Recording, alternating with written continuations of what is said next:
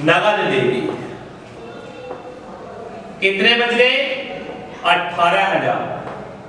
18,000 रुपए उस पे शेष रहेगा। ये है शेष। एक वार्षिक किस्त दी उसने 1,000 रुपए की। वार्षिक किस्त क्या है उसकी? 1,000 रुपए। दर कितनी है उस पर? ब्याज की दर है 10%। समझ लीजिए। तो किस्तों की जो संख्या होगी, किस्तों की संख्या बराबर कितनी आएगी? 1,000 रुपए एक साल में जो है एक किस्त देता है और ब्याज भी देता है, ब्याज अलग है। तो 18,000 बटे 1, 18 किस्त आ गई। प्रथम किस्त पर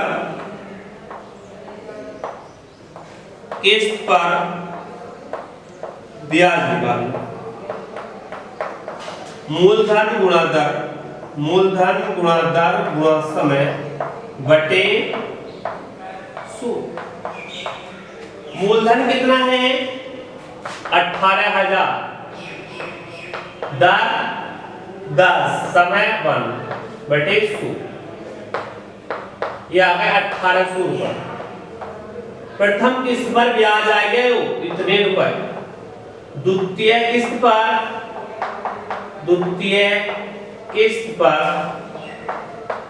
ब्याज निकालेंगे।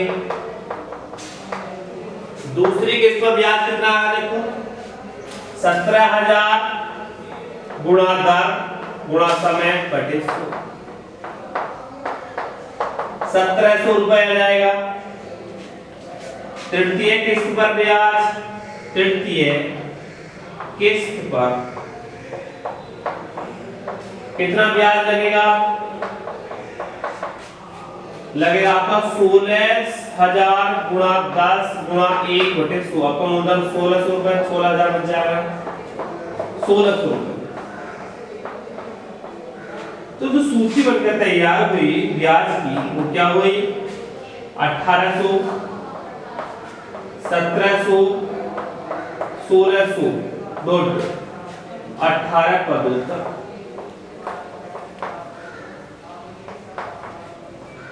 इसके बाद S18 का मान निकाल लीजिए।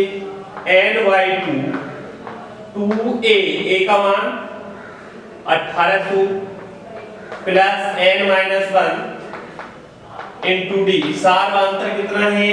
माइनस के 100। ये आएगा 9, 18 दूनी 36 माइनस के 1,700 आ जाएगा। 9, 3600 में से 1,700 घटाएंगे तो कितना बचेगा? 1,900। 19 कम 171। कुल ब्याज आया इतना। ठीक, अब इस राशि में जोड़ देंगे तो यह याद हमारा कि व्यक्ति को कि स्कूटर की कुल कितनी राशि चुकानी पड़ेगी। लिख देंगे स्कूटर की कुल राशि चुकानी पड़ेगी बराबर, उतार लिया।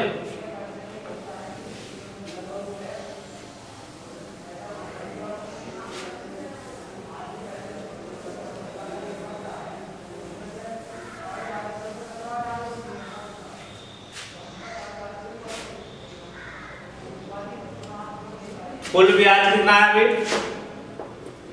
कुल ब्याज है आपका 17,100 रुपए। स्कूटर के लिए कुल कितनी राशि देनी चुकानी पड़ेगी? स्कूटर के लिए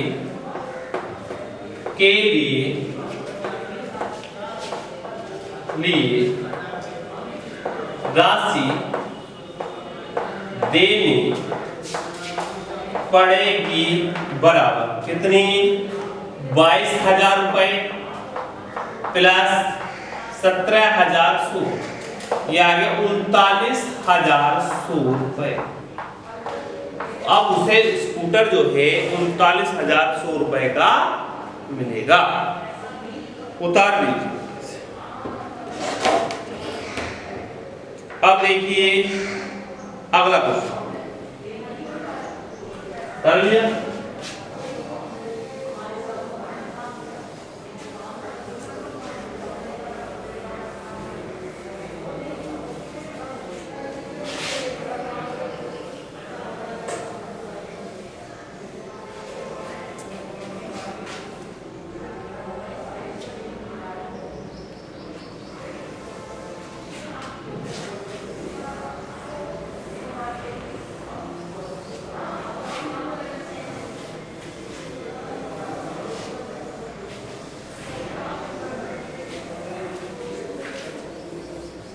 अब देखो अगला क्वेश्चन ये है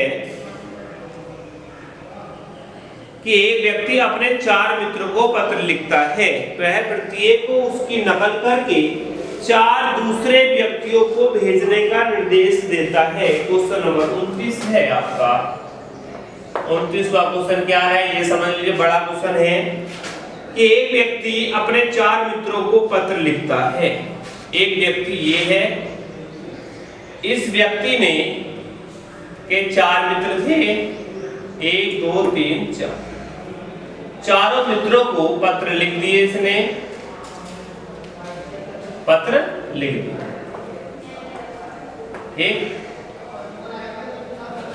एक व्यक्ति अपने 4 मित्रों को पत्र लिखता है, वह प्रत्येक को उसकी नकल करके 4 दूसरे व्यक्तियों को भेजने का निर्देश देता है।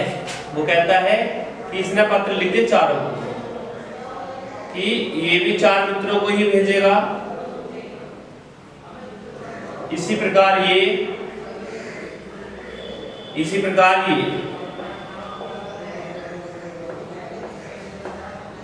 4 पत्र। फिर ये श्रृंखला जो है चलती रहती है, ये श्रृंखला चलती रहती। एक मित्र ये था, इस मित्र ने पत्र लिखे 4 मित्र थे इसके, एक पत्र लिखा, 4 व्यक्तियों को उसने पत्र लिखा।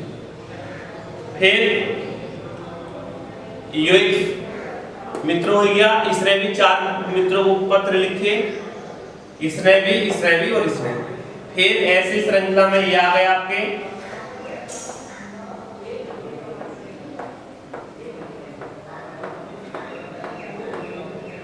इसने भी 4 ही पत्र लिखे, 1 2 3 4, इसने भी 4 पत्र लिखे, इसने भी 4 लिखे पत्र, इसने भी 4 ही लिखे, ये भी 4 लिखेगा, ये भी 4 लिखेगा, ये भी 4 ही लिखेगा, ये भी 4 ही लिखेगा, ये भी 4 लिखे, इसने भी 4 ही पत्र लिखे, इसने भी 4 ही पत्र लिखे। ऐसे ही ये श्रृंखला आपकी चलती रही। ऐसे ही तुम्हारे इसमें चले, इसमें भी 4 ही पत्र लिखे ने,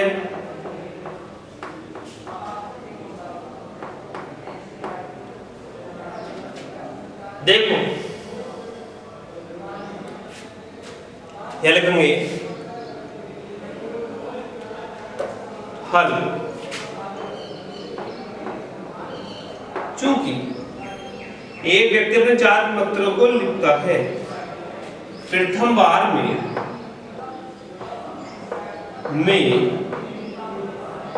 लिखे पत्रों की संख्या बराबर कितने आए, 4।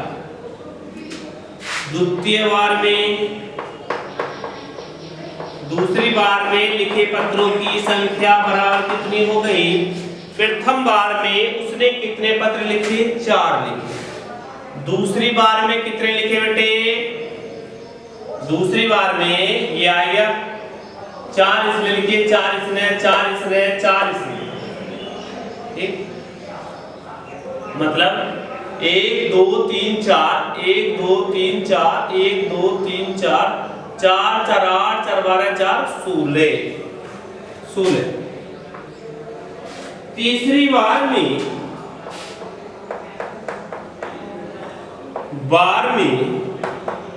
लिखे पत्रों की संख्या बराबर कितनी आ गई, इन्हें गिन लो।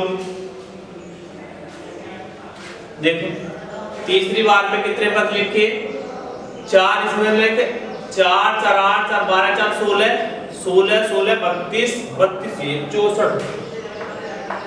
इसी प्रकार यही प्रोसेस आपका चलता रहा।